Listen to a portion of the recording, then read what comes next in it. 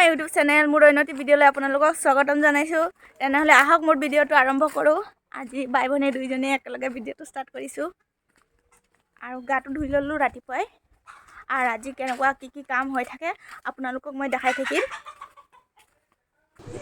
আৰু এয়া চাওঁ খুৰীহঁতে চোতালখন মচি আছে, কাৰণ বৰনামখন তো চোতালখন ভালদৰে পৰিষ্কাৰ কৰি ল'ব লাগিব। ৰভা বনাই হৈ আছে, কমপ্লিট হ'বলৈ অকণমান বাকী আছে। আৰু এইফালেদি মাটি কাটি আছে আৰু গেটখনৰ ওচৰ মানে মাটি দি চিৰি দিব, সেইকাৰণে মাটি কাটি আছে।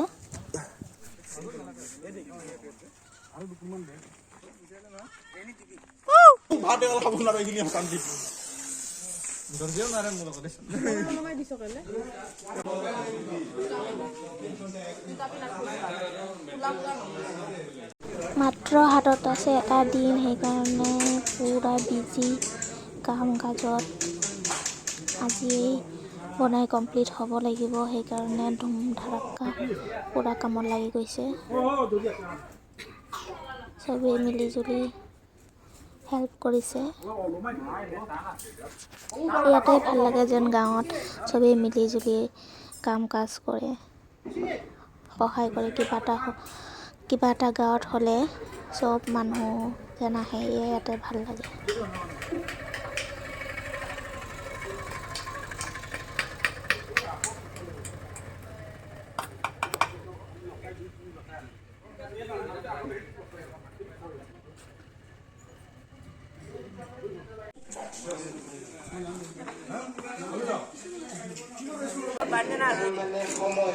সময়ৰ লগে লগে বিষয় সম্বন্ধীয় সুখ আৰু ভোগ কৰিবৰ কাৰণে আমিতো সমস্ত জনা দেহধাৰী জীৱ ভোগবাদী।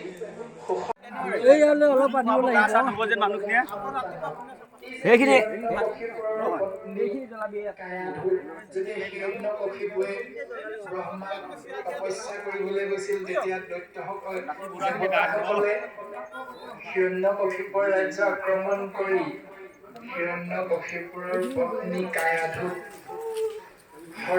আহি গ'লো। তেতিয়া কাৰ আশ্ৰয়ত আছিল? দেৱঋষি নাৰদৰ আশ্ৰয়ত। আৰু তেতিয়া কায়াধু আছিল গৰ্ভাৱতী। এই গৰ্ভত থকা সন্তানক দেৱঋষি নাৰদৰ আশ্ৰয়ত কৃষ্ণ নাম শ্ৰৱণ কৰিবলৈ সুবিধা পালে। সেয়া হ'ল দক্ষিণা, অৰ্থাৎ দেৱঋষি নাৰদে দক্ষিণা প্ৰদান কৰিছে। কাক? আৰু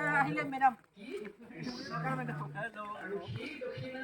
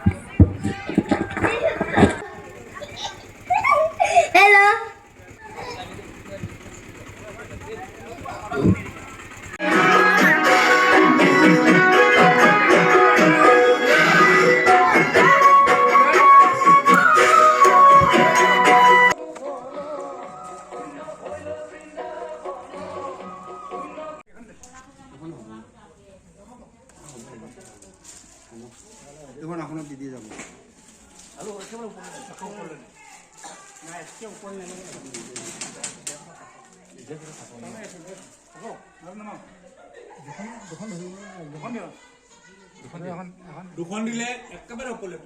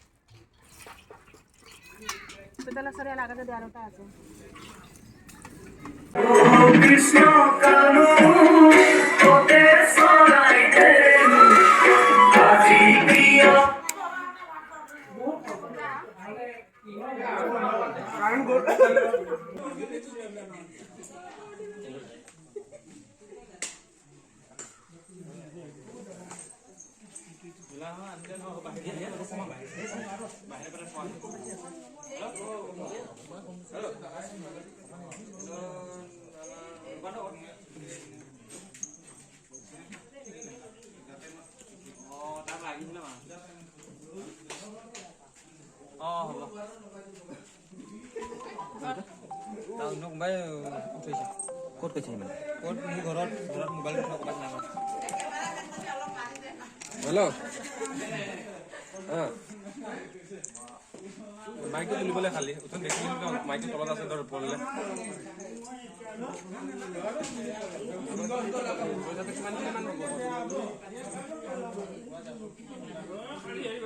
লিক কৰে লিক নকৰা হ'লেও পৰা যায় বেছি ডাঙৰ যাব যে মই সুধি চাম পৰেগৈ দে মামা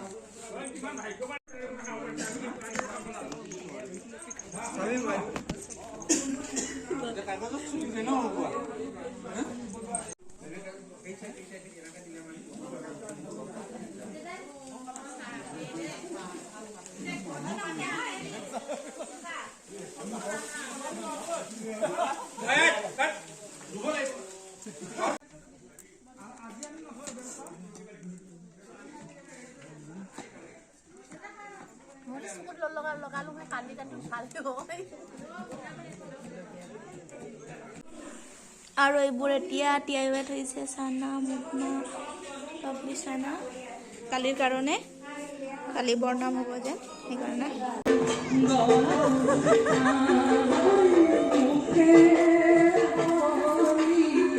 না